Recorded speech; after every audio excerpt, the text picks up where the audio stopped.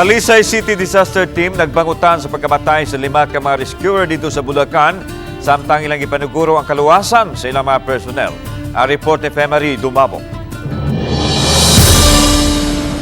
Ning kanunay nga nasinati ang kusog nga pag-uwan nga sagad mo sangpot sa pagbaha o pagdahili sa yuta. Kanunay pahinumdum ni Alvin Santillana sa iyang kaubanan nga siguroon unang ilang kaluwasan. Nasubo si Santillana og kaubanan sa pagkakala sa 5 ka mga rescuers sa Bulacan nga miresponde dihang gikuso-kuso sa bagyong Karding ilang dapit.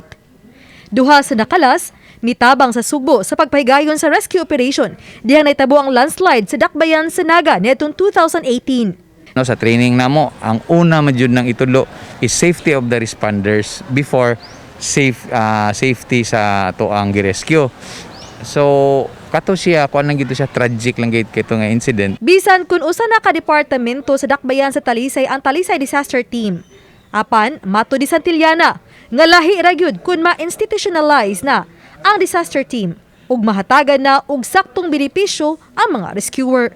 I hope ang ato ang Senate kay mag-investigation man kuno sila, they can do something about the DRRM law which we are very much conjured ba nga i-push jud na namo nga tagaan na gyud na siya ngipon and then institutionalization nga ang mga tao na nagji insurance and then por Diyos por Santo ang hazard pay gyud untanan niya. Uba ni June Sulod.